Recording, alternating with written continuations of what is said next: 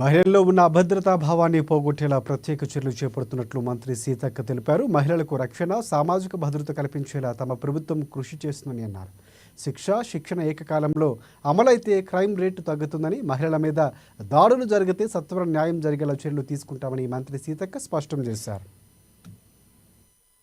ఎక్కడ మూమెంట్ అంటే మూవింగ్ ఉండదు అంటే ఉమెన్ యొక్క అంటే ఎంత వెళ్తారు ఎక్కడికి వెళ్ళినా చూడంగానే అదే ఉమెన్ సేఫ్టీ కోసం ఇది ఈ డయల్ నెంబర్ 100 లేదా 818-181 ఇట్లా ఉన్నాయి అనేది. తర్వాత మనం తీసుకునేటువంటి నిర్ణయాల గురించి గవర్నమెంట్ కూడా సీరియస్ గా ఉంది అనేటువంటిది కూడా కింది వరకు వెళ్ళడం.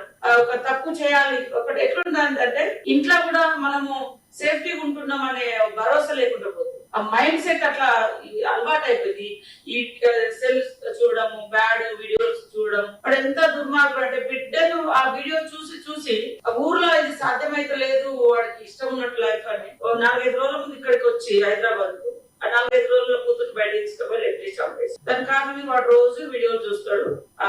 తర్వాత ఇంకా కొన్ని డ్రగ్స్ కేసులు, డ్రగ్స్ అడిక్ట్ అయ్యి వాళ్ళు ఆ మత్తులో వాళ్ళ ఇట్లాంటివన్నీ కూడా ఉంటుంది. కాబట్టి మేడం ఇప్పుడు మనం అర్జెంట్ గా మీరైతే ఫోకస్ పెట్టాల్సింది ఇప్పుడు డాక్టర్స్ తర్వాత మెడికల్ సంబంధించి వాళ్ళంతా కూడా కొంత ఇన్సెక్యూర్ గా ఫీల్ అవుతున్నటువంటి అన్ని కూడా మన పోలీస్ అధికారులకు చెప్పి కొంత ఫ్రీక్వెంట్లీగా అక్కడ విజిట్ చేసేటట్టుగా కొంత సైలెంట్ ఒకప్పుడు నైట్ అయిందంటే పోలీస్ వెహికల్స్ వస్తున్నాయి.